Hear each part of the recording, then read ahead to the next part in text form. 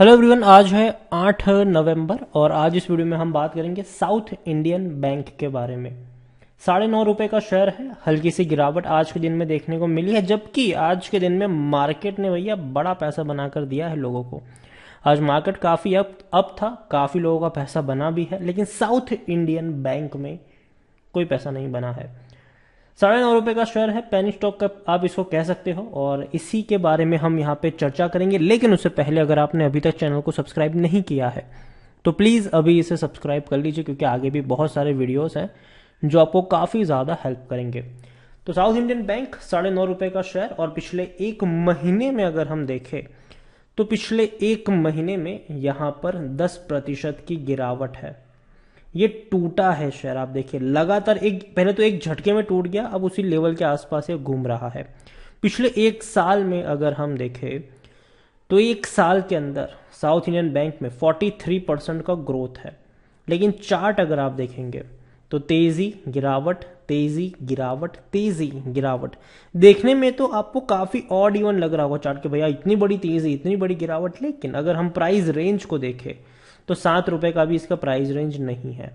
और 10 साल का ग्राफ आपको हैरानी में डाल देगा कि भैया ये एकदम मुर्दा शेयर है, मरा हुआ शेयर है ये। पिछले 10 साल में 55% की गिरावट तो है ही, लेकिन 5 रुपए का लो और 34 रुपए का हाई, टोटल 30 रुपए का भी इसका प्राइस रेंज नहीं है। मतलब ये ज्यादा घूमता ही नहीं है ये शेयर। यहाँ पे आपने पैसा लगा दिया, मतलब उसकी कीमत उतनी की उतनी ही रहेगी, ज़्यादा नहीं बढ़ेगी लॉन्ग टर्म में। और ये इस बैंकिंग शेयर ने प्रूव किया है। चांसेस है कि भैया बहुत बड़ा नुकसान हो जाए, या तो थोड़ा बहुत भी फायदा होगा तो वापस वो नीचे की तरफ टूटने में कामयाब रहेगा ही रहेगा। तो वो चीज़ें भी यहाँ पर समझनी होगी। लॉन्ग टर्म में कोई पैसा यहाँ पर किसी का बना नहीं है। साउथ इंडियन बैंक छोटी सी बैंक है, 2000 करोड़ के आसपास का इसका मार्केट कैप है, स्मॉल कैप शेयर है। वॉल्यूम ट्रेड 71 लाख से भी ज्यादा के नजर आए, जो कि कोई उतने बड़े मैं नहीं मानता हूं इसको। शेयर होल्डिंग में अगर हम देखें तो भैया हर कोई बिकवाली कर रहा है, मतलब एफआईएस और म्यूचुअल फंड ने बिकवाली करी है। खास करके म्यूचुअल फंड यहां से एग्जिट कर चुके हैं। 0.38% की जो होल्डिंग भी थी, अब वो भी इन्होंने बेचकर भैया tata bye bye goodbye कहकर निकल गए ये लोग। एफआईएस ने भी थोड़ी सी बिकवाली करी है, 7.03% की होल्डिंग 7.01% है। दूसरी और इंश्योरेंस कंपनी जहां थे वहीं है, लेकिन फिर भी यार 16.5% की होल्डिंग लेकर बैठे हैं। ये वाकई में हैरानी की बात है। ये यहां पर डिविडेंड तो पे नहीं करता है ये शेयर, ये banking share. South Indian Bank देखा जाए तो according to Moneycontrol user 14% लोग बेचने की बात कर रहे हैं, 86% लोग खरीदने की सलाह आपको देते हुए नजर आ रहे हैं। इनसाइडर ट्रांजैक्शन समरी भी अगर हम देखें तो ज्यादा खरीदारी बैंक के लोग भी नहीं कर रहे हैं। 2019 में सिर्फ 40,000 शेयर खरीदे गए। उसके बाद 2018 था जहां पे सिर्फ 30,000 शेयर खरीदे गए। फिर 2017। तो देखा जाए तो भैया कंपनी के इनसाइडर में भी कोई खरीदारी के लिए उत्सुक नहीं है। यहाँ पर रेवेन्यू डेफिनेटली थोड़ा बहुत इंक्रीज जरूर आया है, 7,300 करोड़ का रेवेन्यू है। लेकिन अगर हम बात करें प्रॉफिट की तो यहाँ पर आपको लगातार लॉसेस नजर आ रहे हैं। 400 करोड़ का प्रॉफिट धीरे धीरे धीरे धीरे कम होकर 60 करोड़ पर सिमट चुका है। और अब हालत ये हो चुकी है कि पहले तो चलो थोड़ा बहुत प्रॉफिट भी था, लेकिन अब नुकसान में आ चुका है।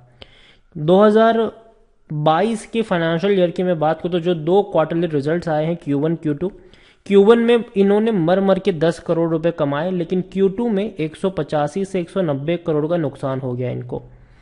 मतलब 2022 का फाइनेंशियल ईयर इनके लिए ऐसा साल रहेगा जहां पे कंपनी रिपोर्ट करेगी लॉस।